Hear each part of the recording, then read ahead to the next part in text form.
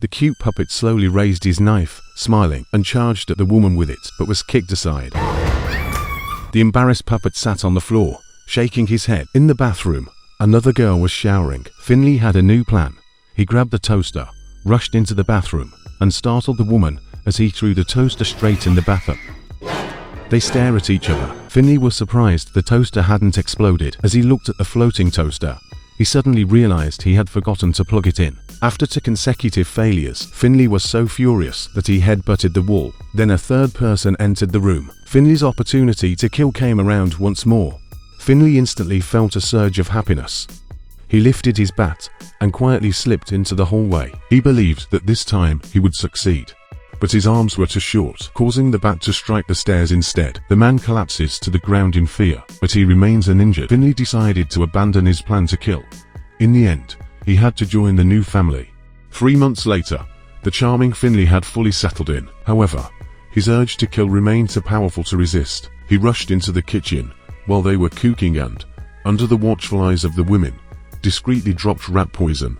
The woman stopped him immediately, but Finley refused to abandon his plan. Noticing Finley causing trouble, the man seized their mace and sprayed him with it. Before this, Finley had been locked in the attic, living in a coffin. He was discovered by the 3 new people who had moved in. He was set free and unsealed once more. In the middle of the night, he attempts to frighten a sleeping woman, but is dismissed as nothing more than a mere puppet. All 3 of them dismissed Finley's murderous plan as a joke, but Finley's resolve remained unshaken.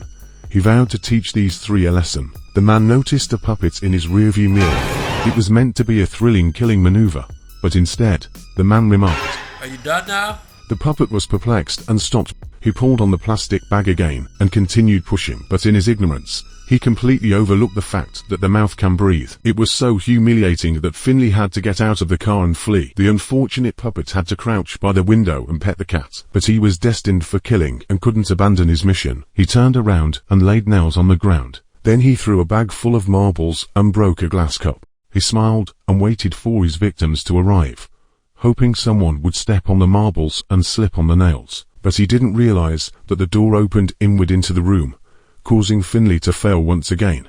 Soon after, the 3 tenants celebrated a birthday party.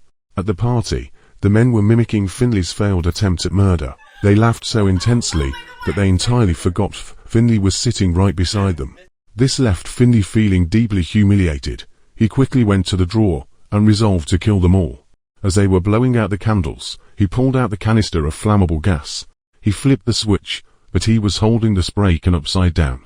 Finley was so traumatized that he decided to plan one final assassination. While the man was watching TV, Finley raised his crossbow and attached a string to the switch. Then he darted into the shadows and pulled the string to activate the switch. A heart-rending scream echoed from the living room. His Finley trembled with excitement. He believed his plan had succeeded and ran joyfully toward the house, only to be dismayed by what he discovered. The crossbow fell to the floor, leaving the man unharmed. The crossbow had fired straight up into the ceiling, and they were screaming because the cat had pooped in the living room. As the man was about to yell, Finley rushed over, trying to take the blame for the mess and protect the cat. Despite his efforts, Smell it! Smell it! he had failed as a killer and felt deeply insulted. He felt like a complete failure. After saying goodbye to his beloved cat, Finley returned to the attic alone and lay down in the coffin. He slowly closed the coffin, tears of sadness streaming from the corners of his eyes. But that night, a horrific scene unfolded. I will post the part 2 at 5,000 likes. Please subscribe for more videos.